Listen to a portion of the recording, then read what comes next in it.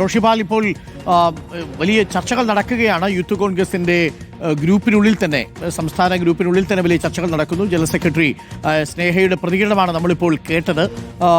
തീർച്ചയായിട്ടും രാഹുൽ ഈ വിഷയത്തിൽ പ്രതികരിക്കണം എന്നുള്ളതാണ് ഇപ്പോൾ ഗ്രൂപ്പിൽ ഉയരുന്ന പ്രധാനപ്പെട്ട ചർച്ച. എനിക്കൊന്നു ഈ ഗ്രൂപ്പിൽ തന്നെ രണ്ട് വിഭാഗം ആളുകളുണ്ട്. അതിൽ രാഹുലിനെ പിന്തുണയ്ക്കുന്ന പല ആളുകളും അതിൽ നിശബ്ദരായി തന്നെ ഇരിക്കുന്നു. ഇതിൽ വ്യക്തത വരുത്തണം പ്രസിഡന്റ് എന്ന കാര്യത്തിൽ ഏറെക്കുറെ ഒരു യോജിപ്പാണുള്ളതെന്ന് തോന്നുന്നു. രാഹുലിന് മറുപടി വേണം, ഒന്നുകിൽ നിയമ നടപടിക്ക് പോകണം, അതല്ലെങ്കിൽ ഈ സ്ഥാനം ഒഴിയണം എന്ന മട്ടിലാണോ കാര്യങ്ങളുടെ പോക്ക്? റോഷി, അരുൺകുമാർ, യൂത്ത് കോൺഗ്രസിന്റെ സംസ്ഥാന ഭാരവാഹികളുടെ ഔദ്യോഗിക വാട്സപ്പ് ഗ്രൂപ്പിൽ RV സ്നേഹ അടക്കമുള്ള കുറച്ച് നേതാക്കൾ മാത്രമാണ് രൂക്ഷമായ രീതിയിൽ രാഹുൽ മാങ്കൂട്ടത്തിലിന്റെ നിലപാടിനെ ചോദ്യം ചെയ്യുന്നത്. അവരാണ് രാഹുൽ മാങ്കൂട്ടത്തിൽ ഒന്നുകിൽ സംസ്ഥാന അധ്യക്ഷ പദവി ഒഴിയണം, അല്ലെങ്കിൽ ഈ പരാതി ആരോപണം ഉന്നയിക്കുന്നവർക്കെതിരെ നിയമ നടപടി സ്വീകരിക്കണമെന്ന്. പക്ഷേ അതേപോലെ തന്നെ എല്ലാ നേതാക്കളും അതേ നിലപാടല്ല. പലരും മൗനം തുടരുകയാണ്. ചിലരാകട്ടെ ഈ വിമർശനമുയർത്തിയ RV സ്നേഹക്കെതിരെ രൂക്ഷമായ ആക്രമണവുമായി രംഗത്ത് വരികയും ചെയ്തിട്ടുണ്ട്. RV സ്നേഹക്ക് പ്രതിരോധം തീർത്ത യൂത്ത് കോൺഗ്രസിന്റെ സംസ്ഥാന ഭാരവാഹികളുമുണ്ട്.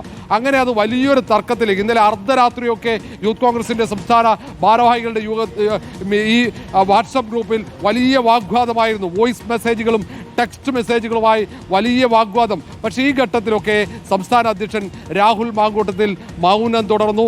അതേപോലെ തന്നെ മറ്റു പ്രധാനപ്പെട്ട രാഹുൽ മാങ്കൂട്ടത്തിൻ്റെ വിശ്വസ്തരും മൗനം തുടർന്നു എന്നാണ് പ്രധാനപ്പെട്ട മറ്റൊരു കാര്യം. കാരണം പൂർണ്ണമായും പ്രതിരോധത്തിലായി. ആ സാഹചര്യത്തിലാകാം ഒരുപക്ഷെ മൗനം പാലിക്കുന്നത്. ഏതായാലും വിട്ടുവീഴ്ചയില്ല എന്ന പ്രധാനപ്പെട്ട വനിതാ നേതാക്കളടക്കം നിലപാട് സ്വീകരിച്ചു. കോൺഗ്രസിന് വേണ്ടി ചാനൽ ചർച്ചകളിലടക്കം പോകുന്ന വനിതാ നേതാക്കൾ നേരത്തെ തന്നെ നേതൃത്വത്തിന് ഇത് സംബന്ധിച്ച പരാതി നൽകിയിരുന്നു എന്ന വിവരമാണ് ഇപ്പോൾ പുറത്തുവരുന്നത്.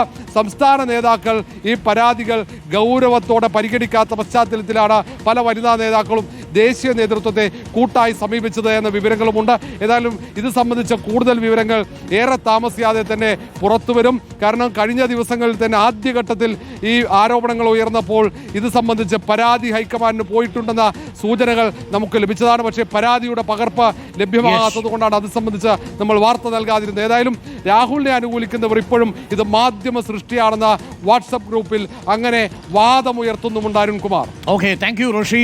അതിൽ തന്നെ സ്നേഹയെ പോലെയുള്ള നേതാക്കൾ വളരെ ആർജവത്തോടു കൂടി പറയുന്നു, ഇങ്ങനെയൊരു നേതാവല്ല ഈ സംഘടനയെ നയിക്കേണ്ടത് എന്ന ബോധ്യമുണ്ട്. അത് പ്രസിഡന്റ് തന്നെ അത് ബോധ്യപ്പെടുത്തണം. ഇങ്ങനെയുള്ള ആരോപണങ്ങൾ വ്യാജമാണ് എന്നുള്ളത് ബോധ്യപ്പെടുത്തണം എന്നാണ് പറയുന്നത്.